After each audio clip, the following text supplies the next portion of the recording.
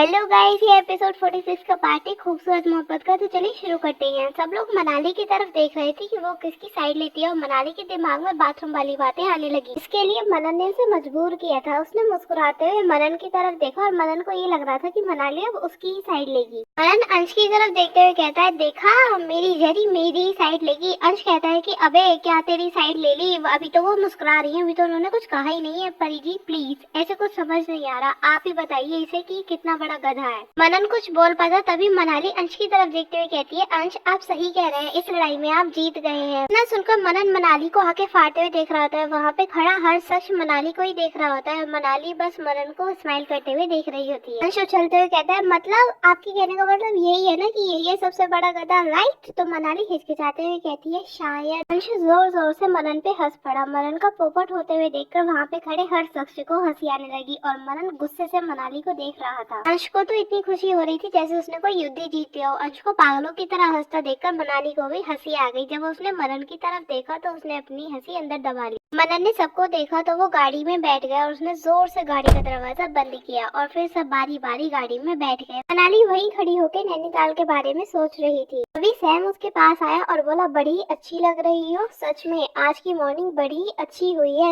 मनाली उससे दूर हटी और वहाँ से जाने को हुई तभी सैम ने उसका रास्ता रोक लिया। मनन ने जब सैम को मनाली के पास देखा तो उसका खून खोल गया। वो बिना कुछ बोले गाड़ी से उतर के उसके पास आ गया। सैम कुछ बोल पाता इतने में ही मनन ने मनाली का हाथ पकड़ा और उसे गाड़ी में बैठने को कहा। सैम उसे घूरे जा रहा था। मनाली गाड़ी में नहीं बैठी, वो पीछे की साइड आई और अमर के साथ बैठने को हुई तो रागिनी ने उसे टोक दिया और उसे वहाँ बैठना है कहकर खुद अमर के साथ बैठ गई। मनाली को मजबूरन आगे वाली गाड़ी की तरफ आना पड़ा। सैम उसके साथ बैठना चाहता था। सैम से पहले ही मनन उसके पास आके बैठ जाता है और उसने मनाली का हाथ पकड़ा और उसे खींचते हुए अपने बगल में बैठा लिया और खुद मनाली से चिपक कर बैठ गया। सैम मनन को घूरते हुए निशा के साथ बैठ गया। मनाली और मनन पीछे बैठे थे और अंश और रितिमा आगे बैठे थे। तीनों गाड़ियां स्टार्ट हुई और भगवान का नाम लेके नैनीताल के लिए चल पड़ी।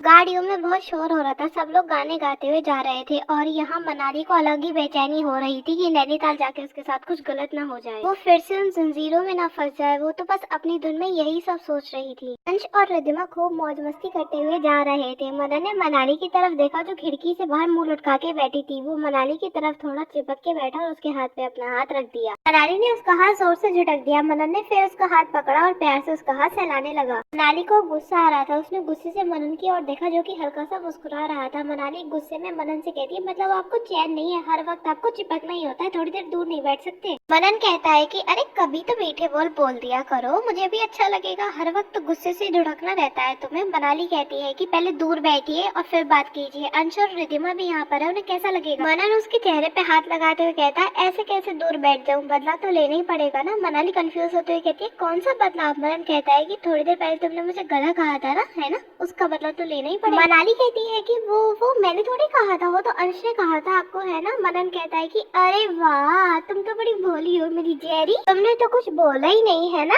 अंश की बातों में क्या मेरे भूत ने हाँ मिलाई थी? डायरेक्ट नहीं पर इनडायरेक्ट तो कहा ना। मनाली अब सोच में पड़ गई कि उसने ये क्या कर दिया। वो बस बेबस नजरों से मनन की तरफ देखती रही। वो मनन का चाल चलन सब समझ रही थी। मनाली कहती है कि तो क्या हुआ फिर? मैंने हाँ में हाँ मिला दिया तो क्या हो गया? इसमें बदला लेने वाली कौन सी बात है? और आप क्या कर लेंगे मेरा? आप कुछ करके तो देखिए, फिर मैं आपको बताती हूँ। इतना सुनकर मनन उसे आंखें दिखाते हुए कहता है, ओ धमकी? अच्छा वैसे क्या करोगी बताओ? कुछ नहीं कर पाओगी, करूंगा तो मैं। और क्या करूंगा ये तुम नैनीताल जाके देख लेना। अगर यहाँ पे अंश और रिद्धिमा नहीं होते ना तब मैं तुम्हें बताता कि मैं क्या कर सकता हूँ। मनाली मनन को बड़ी बड़ी आंखों से देखने लगी। वो डर रही थी। वो खुद को ही कोसे जा रही थी कि उसने मनन को नैनीताल जाने के लिए क्यों हाँ कह दिया। और कहा तो कहा, उसने मनन को गधा क्यों कह दिया? वो अपनी ही परेशानी में मनन को देखे जा रही थी और यहाँ अंश और रिद्धिमा उसकी सारी बातें सुन रहे थे। अंश कहता है कि अबे ओ बेशरम इंसान, कुछ शर्म का यार, गाड़ी में हम दोनों भी बैठे हैं, कैसी कैसी बातें बोल रहा है? मनन कहता है कि मैं तो अपनी शर्म घर छोड़ के आया हूँ, मेरा तो पूरा रास्ता ऐसे चलेगा, तू कानों में रुई डाल ले। और रिद्धिमा तू भी अपनी कानों में रुई डाल ले क्योंकि गाड़ी में फुल रोमांस चलेगा।